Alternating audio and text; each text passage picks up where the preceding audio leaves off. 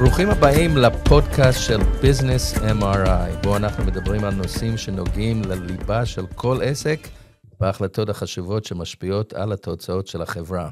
אני אלי כהן. אני אריאל בן עמי. ואנחנו היום נדבר על החלטות ליבה אסטרטגיות. מה זה החלטות ליבה? יפה. כן, ואני רוצה לפתוח באירוע שהיה עם חברת נטפליקס, חברת נטפליקס 2007, מתכנסת ישיבה ומחליטה החלטה מאוד משמעותית, לעזוב, לנטוש את המוצר שהיה להם בהשכרה של DVD, ולעבור לשירותי סטרימינג, עלה תוכן דרך המדיה, דרך האינטרנט. עד כדי כך החלטה הייתה משמעותית, שבישיבה שהם עשו, הם אפילו לא הזמינו את חטיבת ה-DVD, אלא הם החליטו את זה לבד. הם פחדו שהחטיבה יתנגדו למהלך הזה. בסופו של דבר זה מהלך שהשפיע בנטפליקס, על התוצאות של נטפליקס, עד היום, לשנים רבות.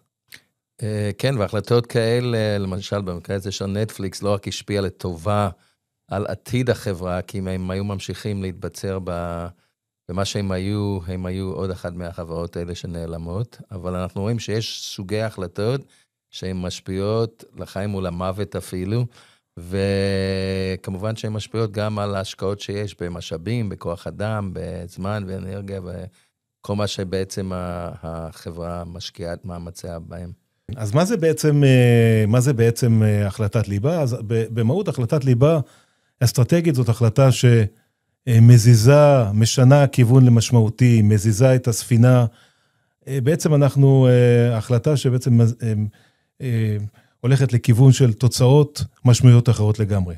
ולמעשה החלטת ליבה מתאפיינת בשלושה מאפיינים מרכזיים. כן, אחד מהם בלתי הפיכה או יקרה מאוד לשינוי. השני זה מעצבת זהות, משנה את פני החברה בצורה זו או אחרת, והשלישית היא השפעה ארוכת טווח על הישרדות והצלחה. כן, אלה שלושת המאפיינים, ואנחנו בעצם, אנחנו מכירים את זה סתם, החלטות ליבה מהחיים. אנחנו יודעים למשל שאדם נמצא בסוג של עבודה מסוימת בקריירה, הוא יכול להמשיך בזה, באותה זה, יכול להיות שהעבודה הזאת היא פחות משפיעה, אבל בשלב מסוים הוא מחליט לעשות שינוי כיוון לחלוטין, הוא הולך לכיוון אחר לגמרי, ואז הוא מחליט החלטת ליבה. כן, למשל אם הוא מחליט ללכת ללימודי ליבה מחדש או משהו כזה, משנה כיוון, או משנה מקום עבודה, משנה משהו בקריירה שלו. כן, שינוי שהוא משמעותי, ואגב שהזכרת לימודי ליבה, זה מושג שבאמת מדברים עליו היום, לימודי ליבה, מה זה בעצם לימודי ליבה? זה לימודים שבעצם התחומים שאתה לומד, זה תחומים שבעצם הם יהוו מרכיב משמעותי מאוד, ביכולת שלך למנף את עצמך, להשיג מקצוע טוב, לכן זה נקרא לימודי ליבה, זה מספר לימודים מצומצם שהוא החשוב ביותר. נכון, ואני חושב שדוגמה מאוד מעניינת בימינו, למשל, לשינוי שפעם היו לומדים, למשל אנשים היו עושים תואר ראשון או אפילו תואר שני, למשל בשיווק, והיום יש לך אנשים שהם יושבים בפסגות השיווק, שחלק מהם אפילו לא למדו את הדברים הקלאסיים, כי מאז שהאינטרנט נכנס לחיים והתעצם, הכל השתנה, והשיווק הרשתי הפך להיות משהו שבהם בהרבה חברות בכל אופן, יותר ב-B2B מאשר ב-B2C, התקציבים מושקעים בצורה שונה לגמרי, בצורה רשתית, שזה עולם אחר לגמרי. אז מה שהיה נכון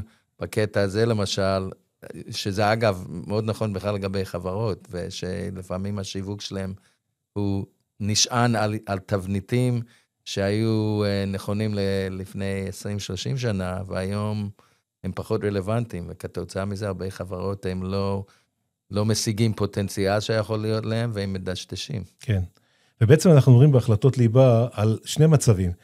יש החלטת ליבה שבעצם חברה שנמצאת באיזשהו סוג של משבר, ועכשיו היא צריכה לקחת החלטה לאיפה אני לוקח את החברה, לאיפה אני לוקח את הספינה, לאיפה אני מזיז. זה בעצם החלטת ליבה שאני צריך לקחת. ויש מצב שני, שמונחים לפניי מספר מסוים של החלטות, ועכשיו אני צריך להחליט מביניהם, מהם ההחלטות שבאמת ישנו את המהות, ישנו את התוצאה במהותה, מהם ההחלטות באמת שהן האסטרטגיות ביותר. ואז... אני חושב מהסיבה הזאת אנחנו בעצם פיתחנו את השיטת core focus הייחודית שלנו, שבאמת בצורה מאוד מדויקת ובצורה מאוד יעילה, מנתב את החשיבה ואת הניתוח והכיווני פעולה למשהו שצריכים. אולי אתה רוצה להרחיב על זה? אז בעצם, החלטות ליבה, אז יש לנו לפעמים הרבה מאוד החלטות שמונחות לפתחנו, ואם אנחנו נתייחס לכל החלטה כהחלטת ליבה, אנחנו פשוט נהיה משותקים, לא נוכל לעבוד, כי פשוט, אתה יודע, כל החלטה זה צורכת משאבים, צורכת זמן, נהיה משותקים. אז איך מבדילים בין מה באמת ליבתי, ומה ליבה nice to have? אז פה באמת נכנס מודל קורקפורס שלנו, שהמטרה בדיוק זה לעשות את ההפרדה בין החלטות ליבה שהן באמת האסטרטגיות ביותר, לבין החלטות שוטפות, ואם באמת אנחנו לא נדע להפריד ביניהם, לא נתייחס, נדע לאפיין באמת החלטות ליבה, אנחנו פשוט נפספס את העתיד, כי החלטות ליבה... זאת אומרת שאם אני מדייק את זה, מהניסיון של שנינו למעשה, במהלך עשרות שנות ייעוץ למנכ"לים ולחברות, ראינו שמרוב הכמות של החלטות שצריכים לקבל, לא יודעים ממש איך לבדל בין מה באמת ליבתי ומה לא, ולכן הרבה פעמים משקיעים מאמצים בהחלטות פחות חשובות, ומזניחים את החשובות שהן באמת קרדינליות להצלחה, ואפילו לפעמים לעתיד החברה פה. כן, נכון. ובהקשר הזה ניתן עוד איזושהי דוגמה קטנה, מה זה בעצם לא החלטות ליבה. למשל, אם אני עכשיו מחליט שאני רוצה לפתוח עוד סניף, אני רוצה לגייס עוד 20 עובדים, או לעשות כל באחרות, אלה החלטות חשובות, אבל לא החלטות ליבה, זה לא ההחלטות שהן באמת ישנו את המהות, ישנו את התוצאה. אנחנו צריכים להתייחס להחלטות ליבה, כהחלטות שבאמת חשובות לנו במצב הנוכחי, שהן באמת יהווה לנו פקטור משמעותי בתוצאה. למרות שצריך לציין שיש מצבים שדווקא ההחלטות האלה כן תהיינה החלטות ליבה חשובות. למשל, אם מדובר למשל לגבי רשת סופרים קטנה, שאם פותחים עוד סניף או לא, זה יכול להיות מאוד... נכון, אז זה הכל במידה, באפיון שנדע באמת... בדיוק. בסופו של דבר הכל customized לכל לקוח, וכל לקוח יש לו את דרכי תפעול שלו. בואו ניתן עוד דוגמה אחת להחלטת ליבה, כי דברים שהם ידועים. חברת טבע, אחת הדוגמאות הקלאסיות להחלטות ליבה. חברת טבע בזמנו עסקו בעיקר במותג מקומי שלהם. ואז בהחלטת ליבה מאוד משמעותית, הם החליטו לעבור... לא רק מקומי, הם עסקו כאילו, זאת אומרת, טבע בעצם נבע משוק מקומי, בדיוק. אחרי זה הלכו לכיוון של תרופות גנריות, כמיקוד שלהם, וזה הייתה החלטת ליבה. נכון. ההליכה לכיוון של תרופות גנריות, נכון. זה צריך כמובן קמפיין שיווקי, צריך משאבים הרבה יותר מוגדלים, אבל בסופו של דבר זו החלטת ליבה שהצדיקה מאוד את עצמה, וטבע נהפכה להיות אחד מענקיות החברות הגנריות, התרופות בעולם. נכון, ובשנים האחרונות טבע דווקא מדשדשת ומחפש דרכה, כי התרופות הגנריות הפך להיות שוק פחות טוב, במיוחד שיש כל מיני שחקנים, כמו בהודו וזה, שיכולים ללכת לייצר תרופות גנריות אפילו עלויות יותר נמוכות, או שבו נגיד החברות יכולים לספוג מתח רווחים יותר נמוך וזה. אז השאלה, אוקיי, טבע לאן? ופה עד כמה שאני מבין, כמה שאני סוקר את זה בשנים האחרונות,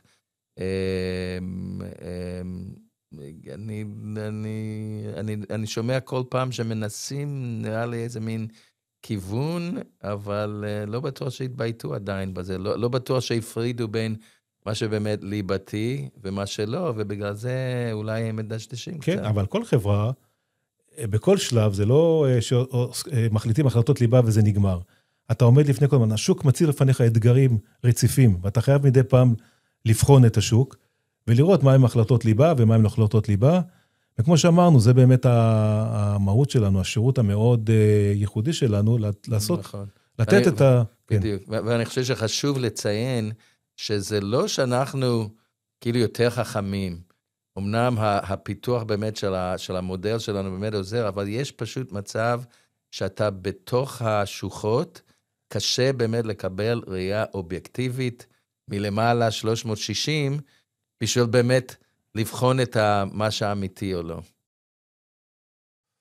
במילים אחרות, אם אנחנו באמת רוצים להגיע למיקוד נכון, צריך להבין שלפעמים צריך עזרה מבחוץ כדי לקבל באמת פרספקטיבה 360 מלמעלה, משהו קצת יותר אובייקטיבי, ובדיוק לכאן אנחנו נכנסים לתמונה. כן. בהחלט דבר חשוב מה שאמרת, וזה באמת מביא אותנו לפודקאסט הבא, לפרק הבא שנדבר עליו, שהוא מדבר על למה בעצם אנחנו צריכים אולי את העזרה החיצונית, למה אנחנו מתקשים לקבל החלטות ליבה, ורק נסכם את הפרק הזה, ובואו נגיד שבליבת ההצלחה תמיד תמצא את ההכרעה האמיצה, את החלטת הליבה, שזה בעצם מה שיביא אותנו, כמו שאומרים, לתוצאה ולהצלחה. תודה רבה שהייתם איתנו והשתתפתם בפודקאסט הזה, ואנחנו מקווים להשתמע בפודקאסטים הבאים נשתמע בפרק, של כן. BMRI.